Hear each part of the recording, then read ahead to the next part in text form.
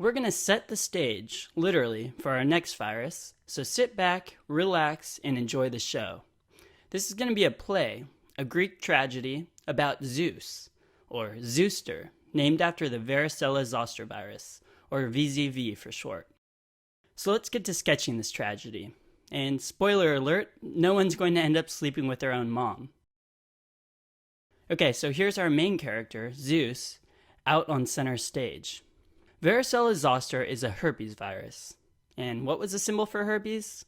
Right, Hermes. So we'll drop him in right here above the stage. Pretty fitting for a Greek god theme. He's of course our recurring symbol that you'll see in the herpes family videos. Alright, do you think VZV is going to be a naked or envelope virus? Well, I'll give you a hint. Zeus is wearing a robe. So yes, enveloped. All herpes viruses are enveloped. We don't necessarily illustrate it in all of them, but this one was too easy. If you take a look at the front row, where we'll have all these children drawn in, you'll notice there are also a bunch of chickens running around in front. The childhood exanthem associated with VZV is chickenpox. Remember, the word exanthem is a fancy name for a widespread rash. It's associated with a fever and headache. See the sweat beads dripping off these kids here and how the kid in front is holding her head? The virus is transmitted via respiratory droplets, or from the ruptured vesicles themselves, depicted by this kid squirting droplets everywhere. So let me talk about the rash now. It's classically described as a dewdrop on a rose, or a vesicular lesion, with surrounding erythema. And what do you know? There are rose petals everywhere. Do you remember what other virus causes a vesicular rash described as dewdrops on a rose petal? That's right, herpes simplex virus. Remember that these lesions will also be in different stages. Some will be blisters, some will be healing scabs, and that's why we have this sign here that's saying, "All ages welcome." This is as opposed to the smallpox virus, which can have a similar looking rash. However, the smallpox rash is all at the same stage. So again, all ages welcome indicates that chickenpox has a rash in different stages of healing. Lastly, we're going to draw in a tank here in this kid's hand. And does this look familiar too? Yeah, we used this in the herpes simplex virus video to represent the Zenk smear, the multinucleated giant cells that can be used to diagnose HSV and VZV, though it's not really used much anymore.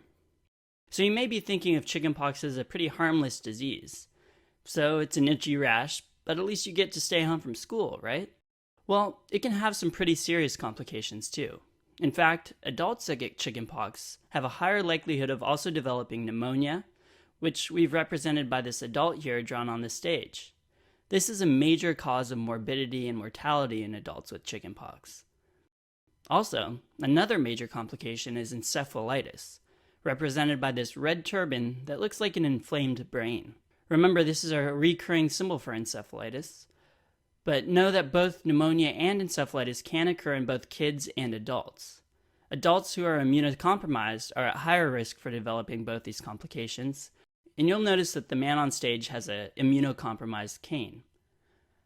Nowadays, the chickenpox playdates are a thing of the past because we've got a varicella vaccine for children.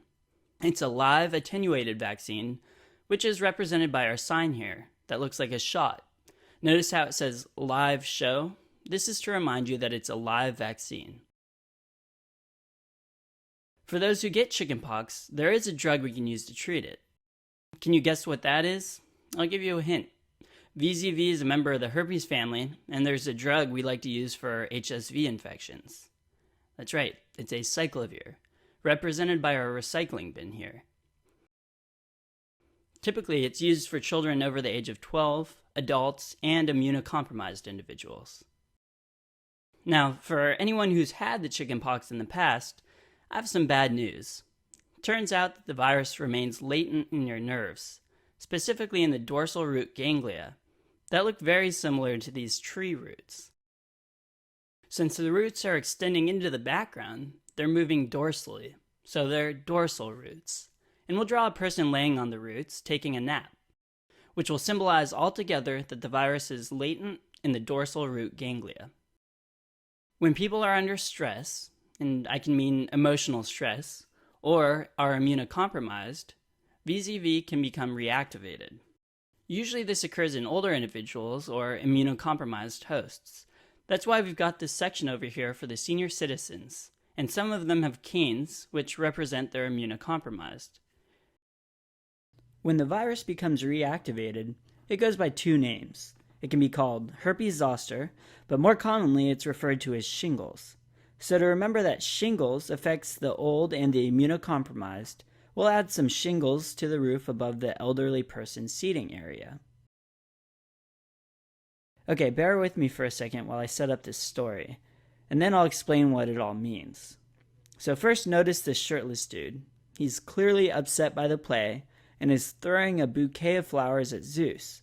As the bouquet flies through the air, it leaves a trail of rose petals, and the petals in the bouquet have dewdrops on them. So herpes zoster, or shingles, has this same dewdrop on a rose appearance. Again, that means that it forms these dewdrop-like vesicles that sit on an erythematous base, or a rose. I also said it's latent in the dorsal root ganglia, so when it reactivates, it simply travels down the sensory nerve fibers until it reaches the skin, and then it causes these vesicles. It makes sense then that the rash would only be seen within a dermatomal distribution, as shown by these rose petals flying through the air in front of the immunocompromised man. Notice they somewhat appear like they could be within a dermatome. Typically, the lumbar and thoracic dermatomes are involved, and also they rarely cross the midline. If the rash crosses the midline, this is considered disseminated VZV and is a red flag that someone is immunocompromised, so if they have no history of being on chemotherapy or being immunosuppressed, you should test them for HIV. So this rash is extremely painful. So let's have Zeus stab this guy in the chest with a lightning bolt to represent this intense pain. And what's pretty crazy is even after the rash goes away, you can still have pain in the dermatomal distribution. And this is called post-herpetic neuralgia, which is why this shirtless guy looks so angry. He has a lightning bolt on his chest representing pain, but doesn't have a rash. So clearly Zeus struck him with a lightning bolt earlier, and he's retaliating by throwing rose petals back at him. Again, this guy represents post-herpetic neuralgia. As I said, it normally affects the thoracic dermatomes, but occasionally it can affect the trigeminal nerve, especially in immunocompromised hosts. When it does, they can actually lose their vision. This is known as herpes zoster ophthalmicus, which is represented by this red eye patch. Again, this just means that the virus has affected the V1 distribution of the trigeminal nerve.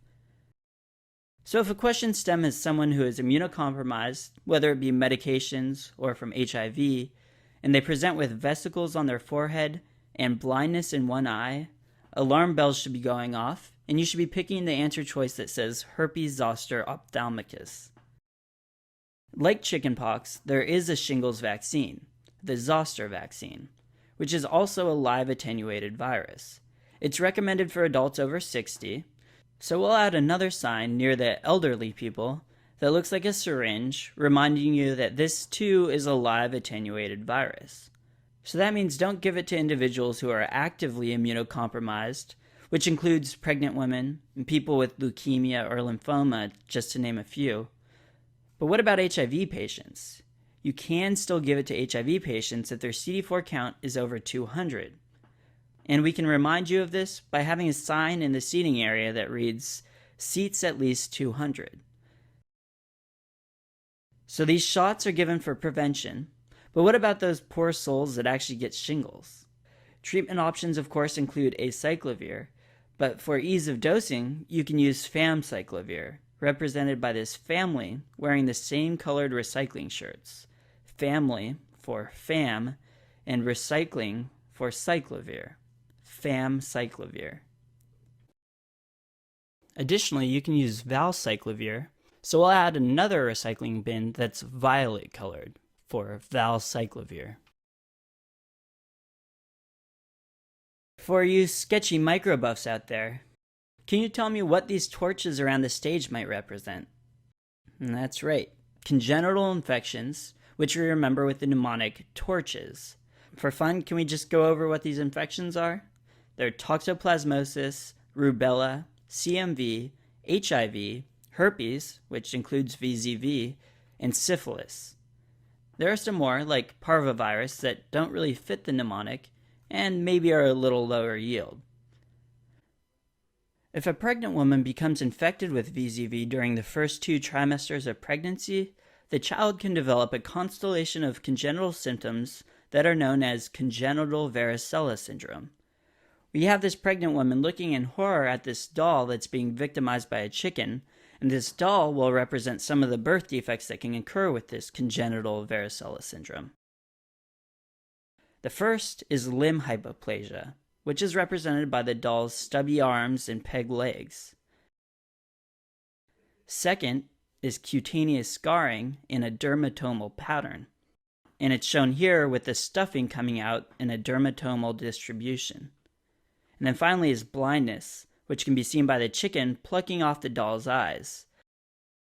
Gruesome, but memorable. So overall, we've seen that varicella zoster virus affects babies, children, adults, and the elderly, with all this destructive potential. Remember, the 2 major diseases associated with VZV are chickenpox and herpes zoster, or shingles, and that this virus remains latent in the dorsal root ganglia of nerves. And with that, we're done. Bravo!